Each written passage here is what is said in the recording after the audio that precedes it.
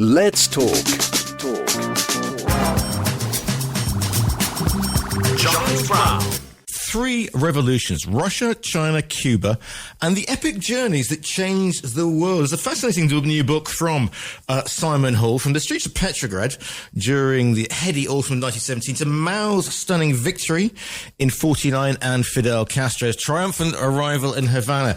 It is not only the story of three revolutions, it is three journeys, but it's three correspondents and journalists as well. Ask questions about the role of journalism in today's society as well. I'm delighted to say that joining me live on the line from somewhere probably on the road to Havana is Simon Hall himself. Simon, good morning to you.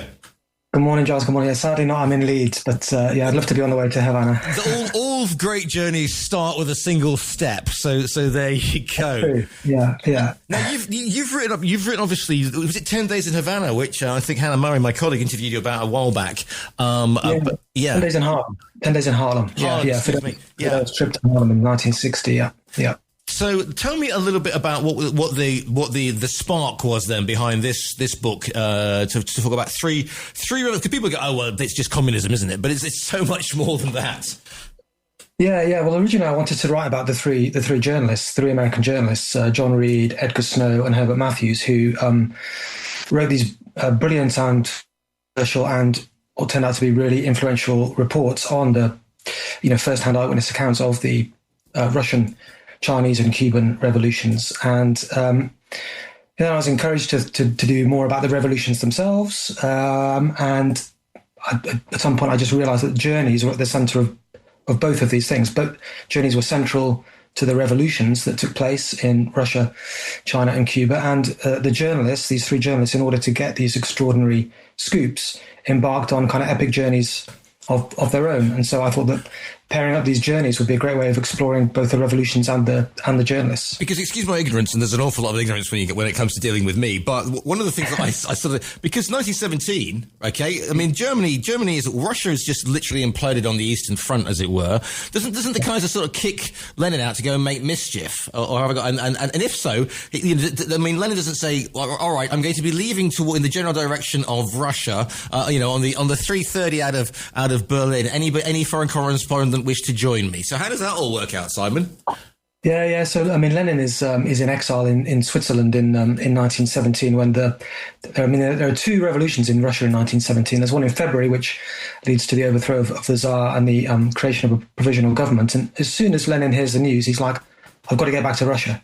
But he can't get back to Russia because he either has to go through France and Britain, who are not going to let him because he's famous person in the world arguing for Russia to stop fighting, and Britain and France want Russia desperately to stay in the war.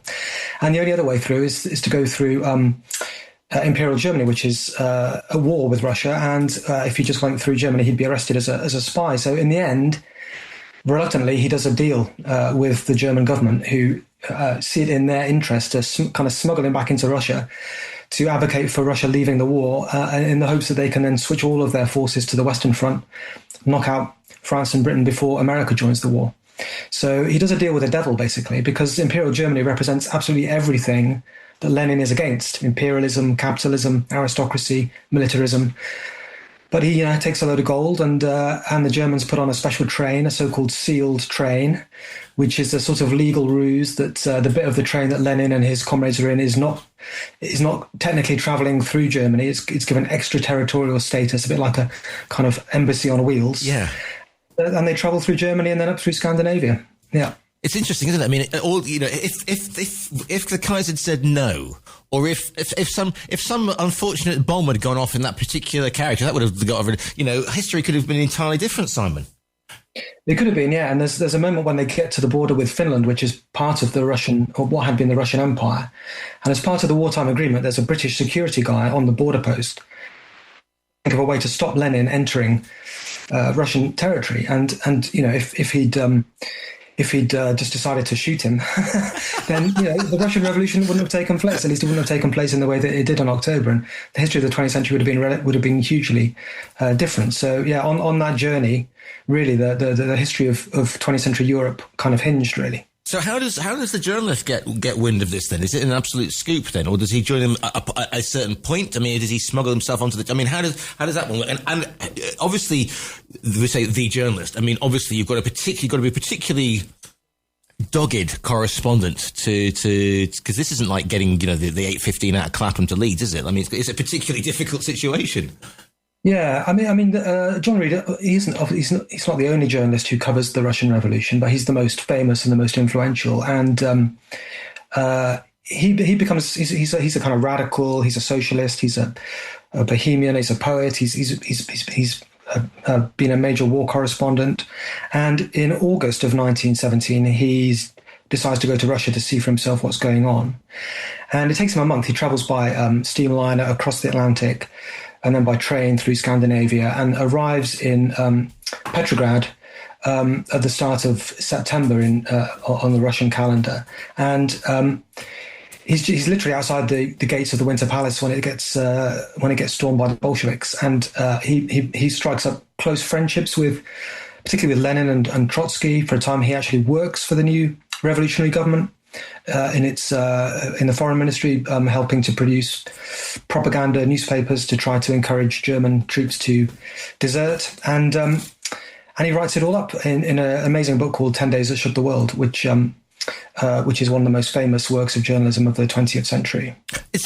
Again, my timelines might be getting a bit mixed up here, Simon, so please correct me if I'm wrong. This is presumably America are very interested in helping sort of the new Russia at this point, as they will do sort of in the 90s and the noughties to their chagrin. But is this before sort of all the civil war breaks out and we've got the Siberian situation and American troops coming in via Vladimir?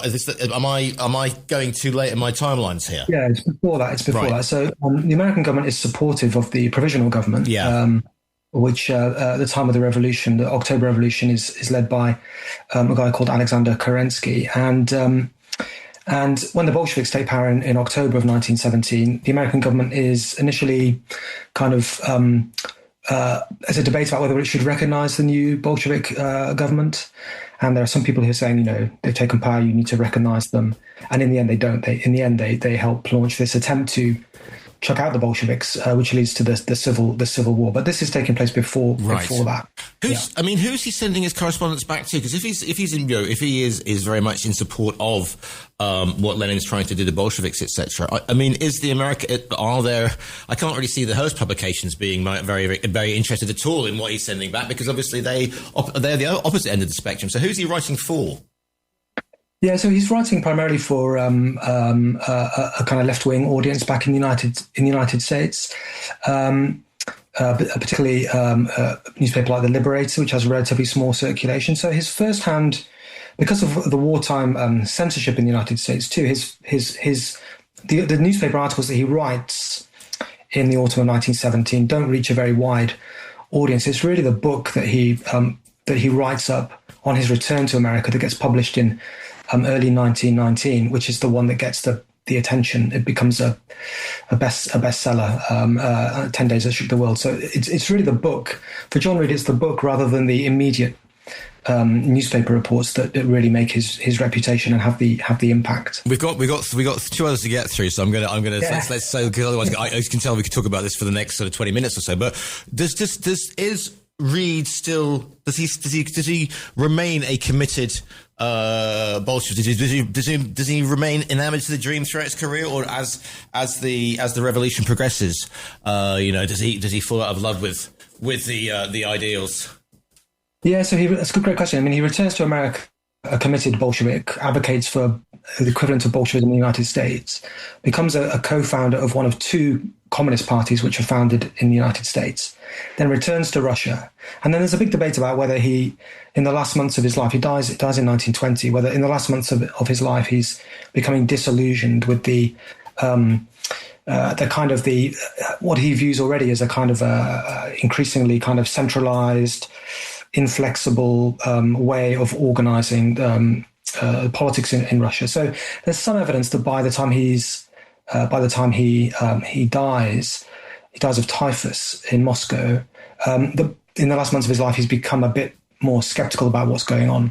I think it seems pretty clear that if he'd lived, he wouldn't have become a committed Stalinist in the 1930s.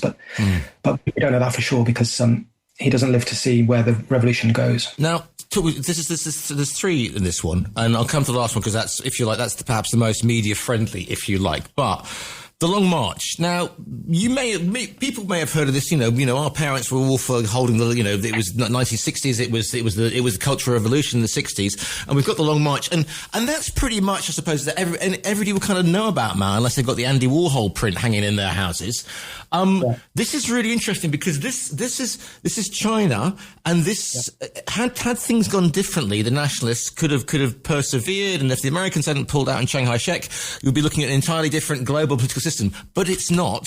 So give me, if you can, Simon, here's your curveball for the day. What's happening in 1948 in China 101? Oh, well, I mean, the Long March is in 1930. 1934, excuse me, sorry. Yeah. So it's basically the communists have established a kind of proto-state in the southeast of China, and the nationalists have been determined to smash it. And so they've put all these military resources in to try to destroy the communists, to annihilate the communists once and for all. And the communists they decide they have to abandon this base and try to break the blockade, and so that's the Long March. Basically, it starts in October 1934. It's about 100,000 troops and communist officials and leaders set off, and it's basically a military retreat. And it takes a year, 12 months. They cover 6,000 miles. They cross 11 of China's 28 provinces. They have to go through like 18 mountain ranges. They have to cross 24 rivers. There are a dozen major battles. And they eventually, they persevere. They find sanctuary ultimately up in the northwest in Shanxi, not too far from Yan'an. And of the 100,000 or so that set off, about 6,000 men. But crucially, among the 6,000 that make it are all the major leaders of the communist movement, including Mao, Zhou Enlai, and all the major military leaders. And they then regroup and kind of start again. And they go on to form a temporary alliance with the nationalists during the Second World War to take on the Japanese. And then that alliance breaks apart and the communists win. So who is covering this one then? Because this would seem to be a very sort of, a China first policy, if you like. This would be an internal story behind, because, at the time, China in the 30s, it's not really, is it attracting that much from the Western powers? Is it attracting that much attention? Because it seems to be sort of teetering on the edge of it is going to fall apart. When the Japanese invade, to put it mildly, and they've been having go at them sort of like Nanking and whatever, for decades now. So why is this of interest to a Western readership, as it were, Simon? Yeah, I think it's becoming more and more of interest to the West. Partly because, particularly in America, mainly because of the role of Japan, right, and Japan's kind of expansionist ambitions in the Far East, which are seen as a threat to the United States. So I think the China story becomes really important in the United States, mainly because of the role of Japan. And so this American journalist, Edgar Snow, who's based in China, he's been living in China for about a decade before, is really well placed to report on it. And the story about the communist movement in China is one that really nobody knows about, because there's so much censorship in China. No Western journalist has managed to interview or travel to communist areas and report on it. And Edgar Snow's the first one to do it. So he's the one who kind of breaks the censorship blockade and tells this story for the first time about the communist movement in China to the world, and particularly to the West. And he reports very sympathetically about the Chinese Communist movement as he encounters it in 1936 in Shanxi, where they've relocated. And he interviews Mao over several days, and much of what we all know, or what historians know today about Mao's early life, pretty much all of it comes from the interviews he did with Edgar Snow. Yeah, because that's really interesting. So you think Mao, and you think that inscrutable sort of bald-headed, like early 50s something, overlooking. That's late Mao. That's sort of Fat Mao. Fat Mao, yeah, exactly. Yeah, this is Thin it's Mao. like Ho Chi Minh. You always think about Ho Chi Minh being this old guy with a beard. You don't think about young Ho Chi Minh working in I think what was it? Working in London and Paris, for example. So what's Thin Mao like then? Well, he's very impressive. I mean, one thing is he's almost always asleep during the morning. So there's lots of times when Edgar Snow is doing stuff and like all the leadership are out, but Mao's to lay in. Right. He wears his hair long. He tends not to wear a military cap in those days. Right. He strikes Snow as someone who's very impressive, has a lot of charisma. He's always had an enthusiasm for physical fitness. He's kind of inspirational. He sees him. The man he compares him to is Lincoln. He sees him as a kind of Lincoln type figure. So it's a very different kind of Mao to the one that we are all kind of familiar with in terms of late Mao. He's young, he's fit, he's kind of fun to be around. You know, he's not the Mao of the Cultural Revolution, Cultural Revolution and the disasters that come. Yeah, he seems a very different kind of figure, at least to Snow at that point. Yeah. And again, is this going back to a specific American audience, or is it being picked up by Washington trying to formulate plans? Because obviously they got nobody in there, so presumably somebody who's writing about the situation has access to the communists at this point, or is it too nascent? Is it too early to be in because they're, if you like, a fringe group after so many fringe groups in that particular part of the world? Yeah, so the book that he publishes, which is called Red Star Over China, is a huge bestseller in Britain, actually. It reaches a huge audience in Britain and then also influential in the United States. I don't think Snow has direct influence on the American government, but there are certainly people in the Roosevelt administration, particularly from Roosevelt's kind of right-hand man, a guy called Harold Ickes, who reads Red Star Over China and basically says, look, if Snow's right, the Chinese communists are probably going to win. They're a real force to be reckoned with. So his reporting does have an influence not just on kind of the wider kind of popular perceptions of the communist movement, but on politicians who are on influential political figures and politicians in the late 1930s. Tell me a little bit about that. We get to the more glamorous one, if you like, the more media friendly one, which is of course Fidel Castro, because he's against because Havana, we all think about pre-revolution, so it's all sort of big cars and Sinatra playing and sipping a Cuba Libre or whatever, and tobacco plantations, and then and a repressive regime which then changes. So presumably he's been kicked out by the repressive regime that is in Havana in the early 50s. Yeah. So Fidel has been a kind of professional revolutionary for a few years. He'd launched an attempt to overthrow the Batista government in 1953 with a raid on a major barracks, the Moncada barracks in Santiago, which is Cuba's second city, which had failed almost immediately. They'd been spotted and they'd been pinned down, and most of his comrades had been killed or arrested. And Fidel is captured, sent to prison as a famous trial where he defends himself and gives a very famous speech, and then he's sent to prison for 3 years. And then Batista, under pressure from the Americans to show that he's not that bad after all, basically, releases them all. And a few weeks later, Fidel heads off to Mexico with a promise that he'll return with the dictator's head at his feet. And so he spends the first part of 1956 kind of organizing a kind of a guerrilla army in Mexico, getting new recruits, buying weapons, eventually buying the boat that they're going to go back to Cuba on the Granma. Yeah. And then at the end of November, they set off from the port city of Tuxpan and head back to Cuba on this boat. It's designed for about 24 people, and they've got over 80 packed on board. The boat almost sinks. It's a kind of a bit of a disastrous journey. The gears are so badly worn that it takes them about twice as long as it should to get there. And then they eventually land just off the coast in a mangrove swamp, and have to kind of wade their way through with their knees and their hands getting cut to shreds before they finally make it onto dry land. Yeah. And we like to drop the C word in here. Has Che turned up at this point? Yeah, Che's one of the first people that Fidel meets in the summer of, I think it's the summer of 1955 or 56 in Mexico, and Che's immediately captured, enraptured, whatever the word is, by Fidel's charisma. And even though he thinks this is never going to work, he kind of can't but join it. He's like, but it's going to work. He's kind of Fidel has this huge confidence that he's going to succeed, and so Che is one of the people on the one of the key people on the boat. Can I ask this question, Simon, just quickly? Who's running Mexico at the time? Because I mean, because Che is fomenting revolution, bleeding everywhere in South America, and Fidel's not exactly the most conservative person to have around. Surely the Mexican authorities are going to be a bit concerned. They've got a hotbed of terrorists, revolutionaries, excuse me, on their doorstep.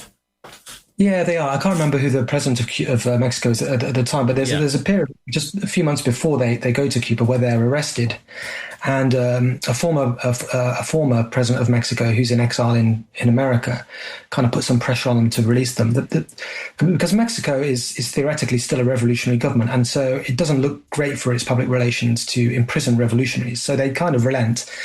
But then it's also clear they're not going to allow them to continue to operate there. So the kind of net is closing in again, which prompts them to leave Mexico in a bit of haste, really. So we've got 80 people or so on a boat designed for 20, and is the correspondent sort of paddling in a kayak behind them, sort of thing? And who is sort of thing? Hello, Che. Hello, Castro. I mean, who is our journalist on this one? Our correspondent, and why is he there?